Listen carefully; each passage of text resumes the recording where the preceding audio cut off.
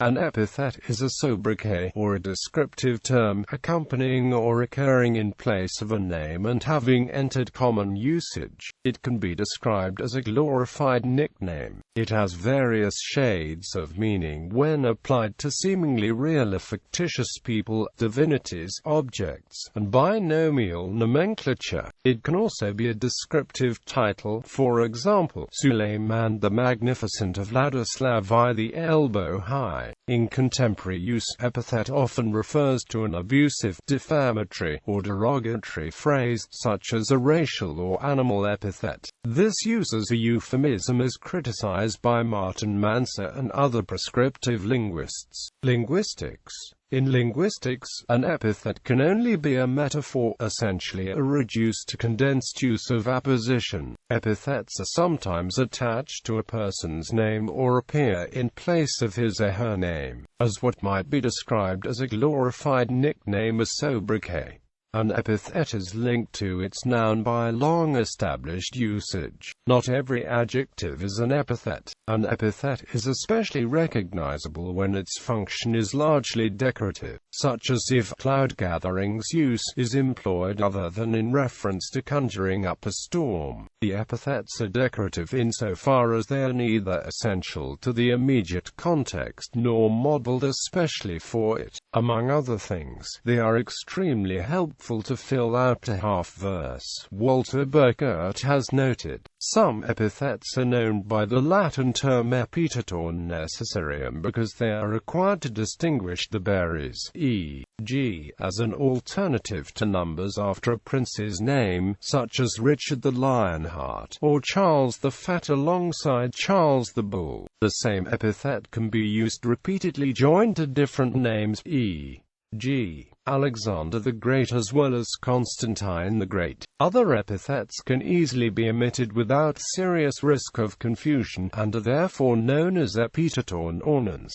Thus the classical Roman author Virgil systematically called his main hero Pius Aeneas, the epithet being pious, which means religiously observant, humble and wholesome, as well as calling the arms-bearer of Aeneas usage.It, the epithet being fiducious, which means faithful or loyal. There are also specific types of epithets, such as the kenning, which appears in works such as Beowulf. An example of a kenning would be using the term railroad instead of the word sea. Religion. In many polytheistic religions, such as those of ancient Greece and Rome, a deity's epithets generally reflected a particular aspect of the god's essence and role, for which his influence may be obtained for a specific occasion. Apollo usage.It is Apollo, leader of the Muses, and therefore patron of the arts and sciences, while Phoebus Apollo is the same deity, but as shining sun god.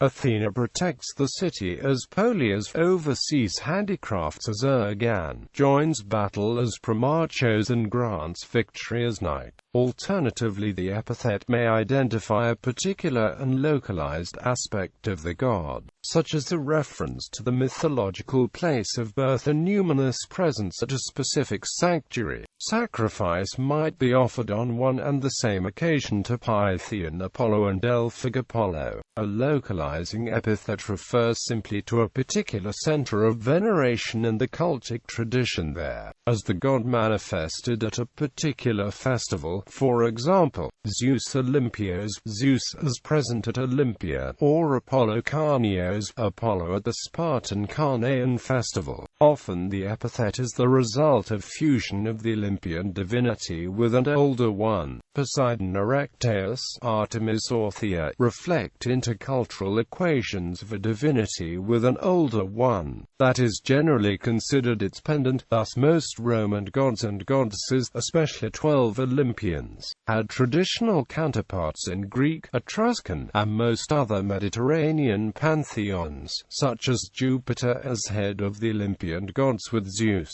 But in specific cults there may be a different equation, based on one specific aspect of the divinity. Thus the Greek word Trismegistos, thrice grand, was first used as a Greek name for the Egyptian god of science and invention, Thoth, and later as an epithet for the Greek Hermes, and, finally, the fully equated Roman Mercurius Mercury.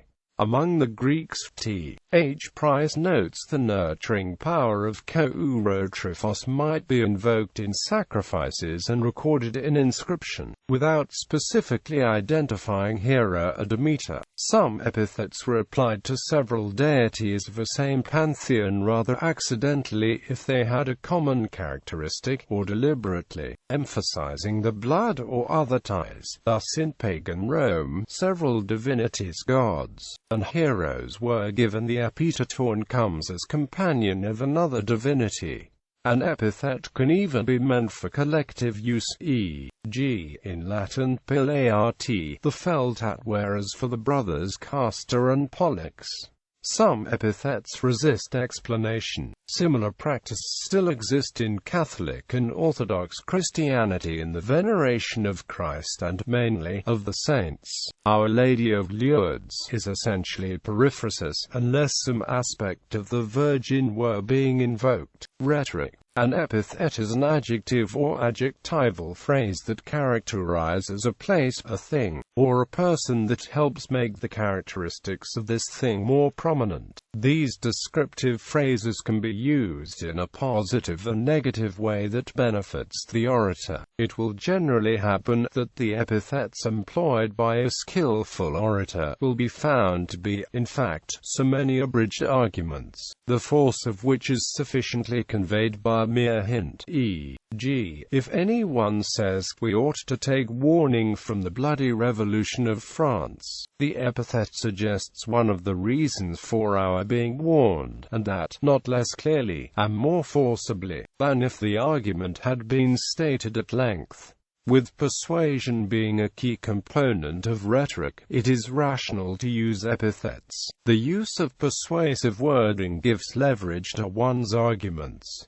Knowledge along with descriptive words or phrases can be a powerful tool. This is supported in Brian Short's article when he states, "The new rhetoric derives its empiricist flavor from a pervasive respect for clarity and directness of language. Rhetors use epithets to direct their audience to see the point of view, using verbal forms of imagery as a persuasive tactic. Orators have a variety of epithets that they can employ that have different meanings. The most common are fixed epithets and transferred epithets. A fixed epithet is the repetitive use of the same word or phrase for the same person or object. A transferred epithet qualifies a noun other than the person or thing it is describing. This is also known as a hypology. This can often involve shifting a modifier from the animate to the inanimate. For example, cheerful money and suicidal sky. Orators take special care when using epithets as to not use them as smear words. Orators could be accused of racial or abusive epithets if used incorrectly. I am working on a piece about nationalism with a focus on epithet as a smear word, writes David Binder, my longtime Times colleague, which was still a synonym for delineation or characterization in my big 1942 Webster's, but now seems to be almost exclusively a synonym for derogation or smear word. Single quote.